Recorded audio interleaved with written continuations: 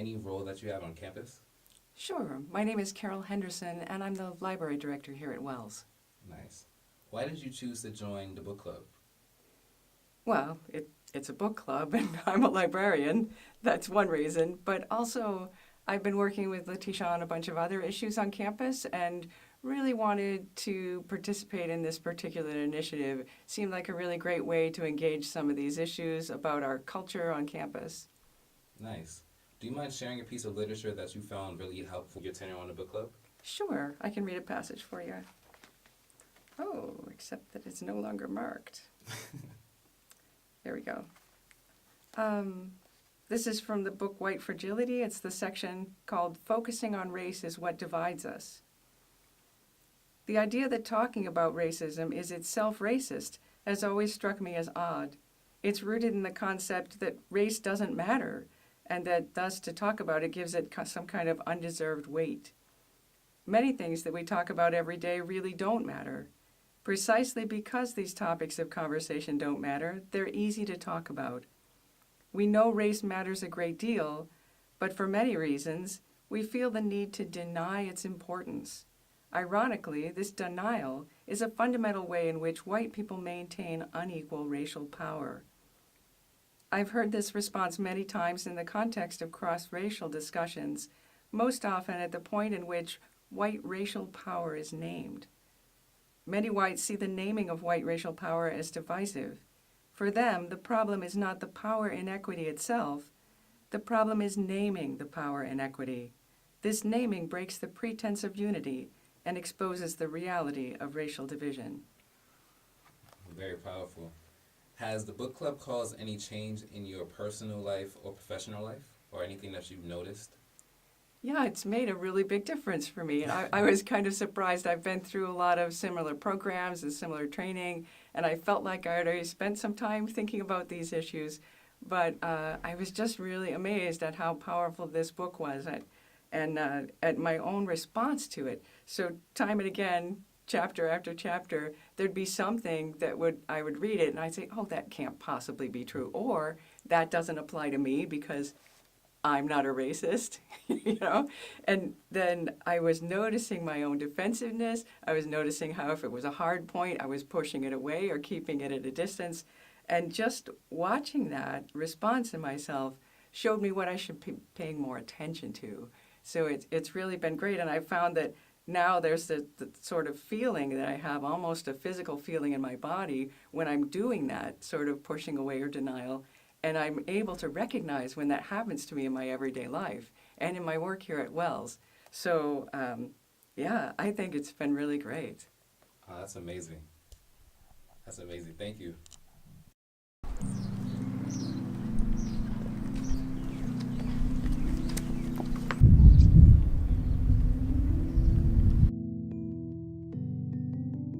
So can you give me your name and role on campus? My name is Angela Guzman, and I am the resident hall director. Nice. So why did you choose to become a member of the book club? I think it's a great way for us to understand one another regardless of background. So the book that I have is Why Are All the Black Kids Sitting Together in the Cafeteria? What I truly enjoyed about this is that I learned the difference between safe space and brave space, and I feel like this book club was a big brave space. Like, I'm grateful for everybody who was in there with me. I honestly didn't think it was going to go this way, but I think it turned out to be in such an amazing opportunity to the point where I would run to Latesha. I was like, oh my God, this is a great thing. And I will tell her some snippets of what we were talking about. But at the end of the day, I never felt judged. I never felt like my opinions of who I am, how proud that I am, or my stories were devalued or any way, shape, or form. And I was grateful because, again, we had so many people from different backgrounds in there.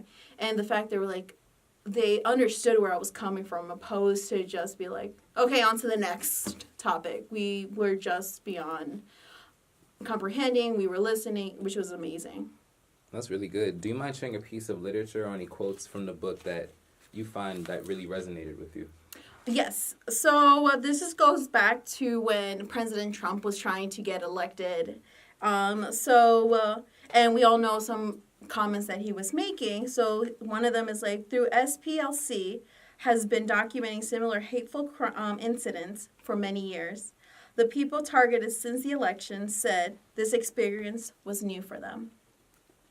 I have experienced discrimination in my life, but never in such a public and unchained manner. As an Asian American woman reported after a man told her to go home as she left an Oakland train station. Likewise, a black resident whose apartment was vandalized. He had never witnessed anything like this. A Los Angeles woman who encountered a man who told her he was gonna stated that she was in the neighborhood all the time and never experienced this type of language before. Not far from Sunnyvale, California, a transgender person reported being targeted with homophobic slurs at a bar where I've been regular customer for 3 years, never had any issues. Can you explain how the book club has caused any change in your life, either personally or professionally? I think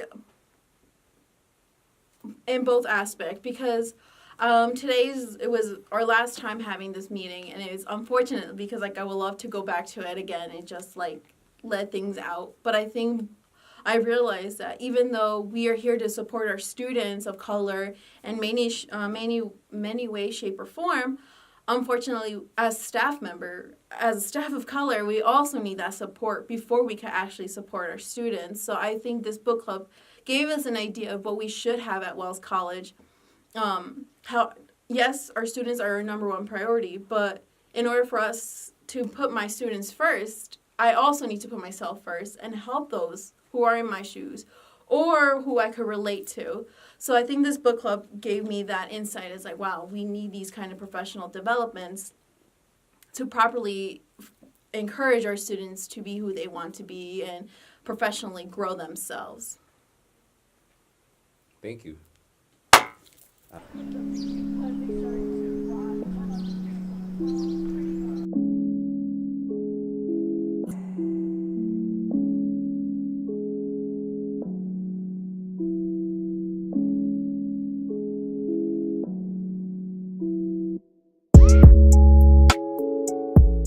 Okay. Can you tell me your name and your role on campus? Sure. My name is Sarah Markowitz, and I'm an associate professor of psychology. Nice. So why did you choose to become a member of the book club? I was really excited when I saw the email last fall from Latesha about the book club, especially since I had already read all the books in the book club the previous summer, based on some events from campus last spring, and also my own interest in learning more about these topics. I had already read all three of the books, and I was actually really excited to talk about them with some other people, and hadn't really had that opportunity yet. So that's what motivated me to want to join the club. Nice. Do you mind sharing a piece of literature or a quote from the book that you felt you really resonated with? Sure, absolutely. So the book that I read was Why Are All the Black Kids Sitting Together in the Cafeteria? And there were a couple parts that I had kind of marked here that really spoke to me as important about the book that I kind of think about since reading it. So this part,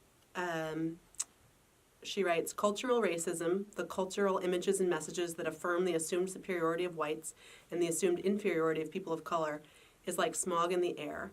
Sometimes it is so thick it is visible, other times it is less apparent, but always, day in and day out, we are breathing it in.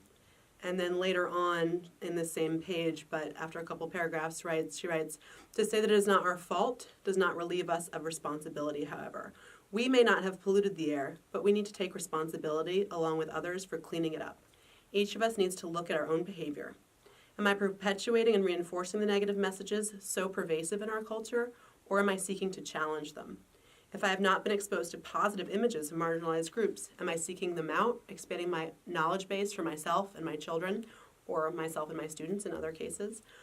So I found that to be a really important and powerful way to think about racism, because I think it's easy for us to think that it doesn't have anything, that we're not affected by it if we don't believe that we've been taught specifically to be racist. And I don't think you can grow up and live in this country without breathing that smog that she describes. And I think it's just a powerful metaphor. And when I think about, like, sometimes you can see the smog, sometimes it's really obvious, but sometimes it's really subtle, but that doesn't mean it's not affecting us. And that we can think about, how are we cleaning the air? What are we actively doing to get rid of that smog? Or if we have breathed it, to do something to counteract those effects.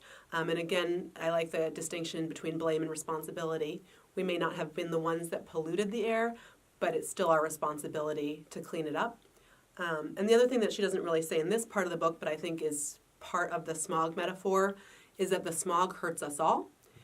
It hurts people of color more than it hurts white people, but it's bad for all of us, and that we all want to live in a world where we can, breathe fresh, free air, so to speak. So I found that part really powerful. That is really powerful.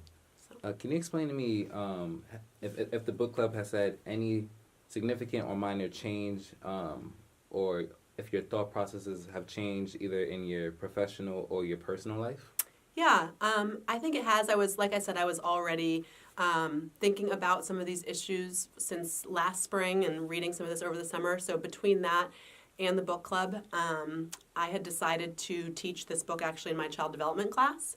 I had been thinking about talking more about race. It was a topic that had been in the class at one point, but then I felt like I wasn't really doing a good job, and the course textbook didn't address enough.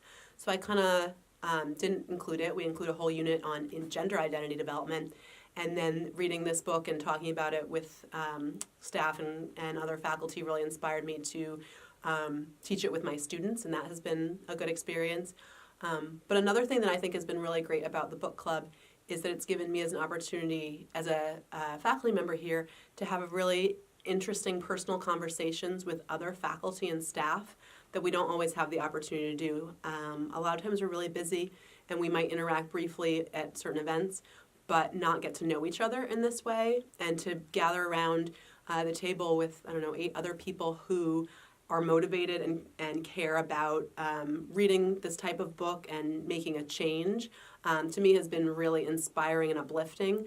And hearing how kind of that smog in the air is affecting them as faculty and staff on campus, or how they're thinking about how it's affecting our students, or what they do to clean the air, or questions they have, or what we need to ask for more of, or how to make a change, has helped me feel like there are many people who are also concerned about this, and we may not know what to do and have an answer, but that if we continue to talk about it, we can make a change, first of all, but also we can just feel like more of a community, and just enhance our relationships with each other in a way that feels like this is a real home and a community, as opposed to just a place we go to work or teach and then go home.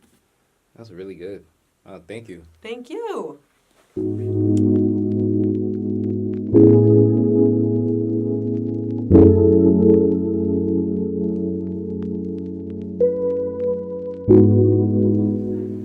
The nice thing about the Diversity Book Club is that it's providing opportunities for faculty and staff to have authentic conversations about race.